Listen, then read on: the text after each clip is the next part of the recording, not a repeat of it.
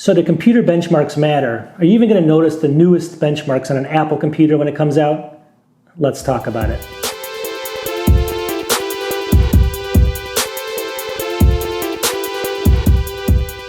All right, so Apple's coming out with a new event in October, and again, this video you can watch at any time. They're always coming out with events, right? The idea of Apple is to always keep something in the future, maybe 3 to 4 months in the future, to get people excited about their products. So they're going to come out with some new MacBook Pros. I have a new M1 MacBook Air here. They're going to be coming out with the M1X, I believe, MacBook Pros. And it's exciting, right? They're going to, every single person out there, you're going to name every single big YouTuber, and I'll have some pictures up here to show you what I'm talking about. But they're basically going to be going left and right on benchmarks, Geekbench, this, that, and everything else. And you guys know exactly, you watch these videos, you're watching mine, and you know exactly what's going to happen. And I might even have one in there too. Got to make a living, right? But you get the idea. So we're all peddling benchmarks to people, and people get excited about it. They always want the best, and they look at their friend and they want something better, right? That's just human nature. Not the best thing in human nature, but it is what people think a lot of times. All right, so we all go to benchmark sites, and I'll have a couple up here. For instance, Geekbench. You can go ahead and look at the list of computers, and I have an M1 MacBook Air on my desk here. And if you look at this list here, it gives you the, it's way up there. It's 1,700 Geekbench on the single core. It's a very good computer for $800 or $900. You can't beat it, right? Then I also did a video a long time ago, and I showed you even PC CPUs you can look up, or server CPUs. You can go to Passmark. It's another website. I'll have some pictures here. You can go ahead and get benchmarks, galore on any CPU you want as far as how fast that system is at processing things. But what we're trying to figure out in this video is this even worth it? I mean, is it worth your time to even concentrate on this? There's so many things on a computer that are going to be probably more effective to how you use it than the benchmark itself, especially when that benchmark doesn't really relate anything specific. Different case uses are going to be different, obviously different outcomes. So it really depends on a lot of factors, like what you have open, what program you're using, if the program has been optimized. So those benchmarks are kind of like, it's out there, but do you really need to know what they are? All right, so there's a couple analogies I'd like to talk about just for fun. And they're not, obviously people are going to call me out on this because it's not really, it's not really comparing apples to apples, but it's fun. All right, so I'm looking at a coffee maker, and you don't look for benchmarks in a coffee maker, right? You look for, can the cup of coffee be made in 15 seconds or less? If one's 12 seconds and one's 15 seconds to make that cup, are you buying the one that's 12 seconds only because of the time? No, you want other factors involved, right? You make your decision based off of other things, and is it good enough for you? I mean, I would either be sitting there for those 2 seconds with my cup of coffee quicker, or I'd be staring at the wall for those 2 seconds. It doesn't really matter. Those 2 seconds are kind of irrelevant to me. So for me, I just wanted to make a good cup of coffee with everything else combined. Yes, 12 seconds. Doctors. When I'm hiring a doctor, I don't go into the doctor office and tell them, if you have 12, if you can get this done in 20 minutes, I'll hire you again, right? You actually want to find somebody that's going to save your life possibly, and it works for you. You want to be comfortable with it, and you want it to be good enough for what you want from your doctor. You don't ask for the speed or the fastest thing, right? Because a lot of times that'll get into trouble, and a lot of times it's not even correct. So, as far as, benchmarking and stuff like that. So that's just a weird analogy, but I like to use it anyway. All right, so what do I recommend for this? People always say, well, if you don't recommend going with the fastest benchmark, then what do you recommend? That's not really what I'm saying. I'm saying, do you really need to upgrade your computer? Do you really need to follow this kind of machine that's trying to sell you one every year? I'm different. I do reviews. I have to buy computers. It's my excuse, right?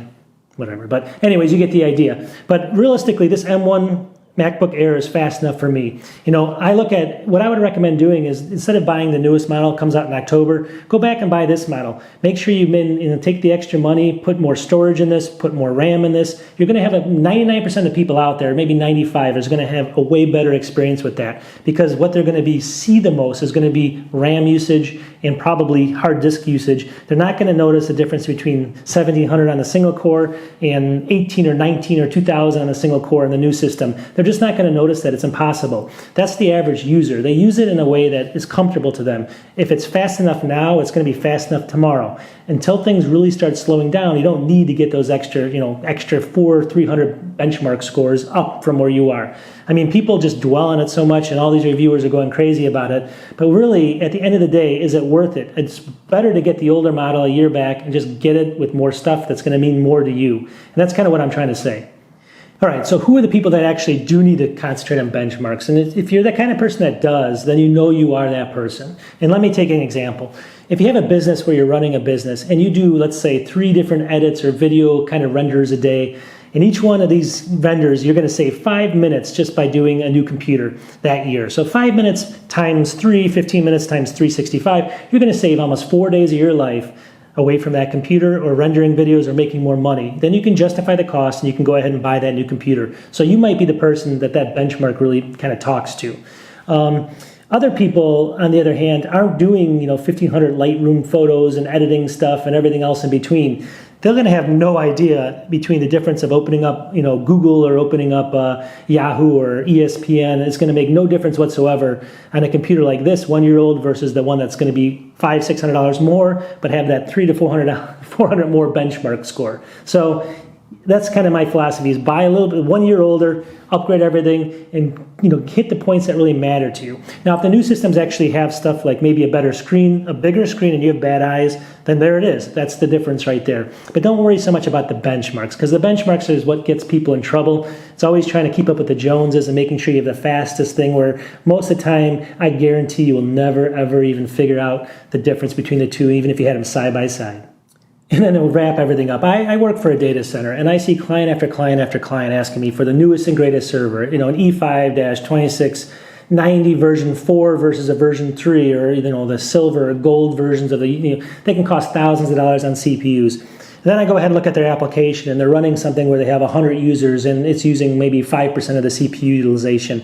People always want the biggest and greatest because they talked to somebody, they got sold it. There's a lot of reasons behind it, but really the other guts of the computer are exactly the same. And I'm guessing with these computers, obviously the design is going to be slightly different with Apple's new systems. The screens might be micro LEDs, and they might give you a little bit more brightness, and so you're going to have to look at that. Maybe that's something that you want as well. But overall, I think they're going to be very similar, and they're also going to be a little bit faster.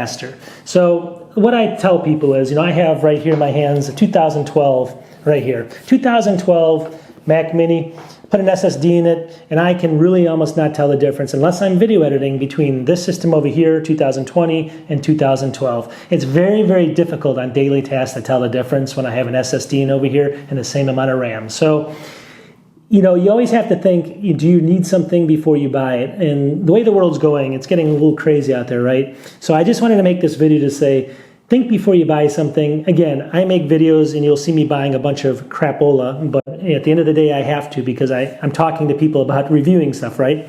But if I wasn't sitting in the real world where I didn't do this, I wouldn't be thinking about buying the newest one because, I'd be saving my money or maybe upgrading something like this and getting a good deal on it. And that's kind of what my channel is all about, is just trying to help people. Don't always sit there and think you need the best and the greatest from Apple, because Apple's always going to tell you that. Get what you think is good enough, and if you don't notice any difference as far as, it's not affecting your workload or things aren't lagging or anything like that, don't even think about buying the next thing, the next greatest thing, because you just don't need it. And that's the bottom line. You don't need something, don't buy it, because one day you might need that money. And even though I'm a tech channel and I put links in to help people buy stuff, and that's how I make my money sometimes, I'm telling you, don't buy it. We'll talk to you soon.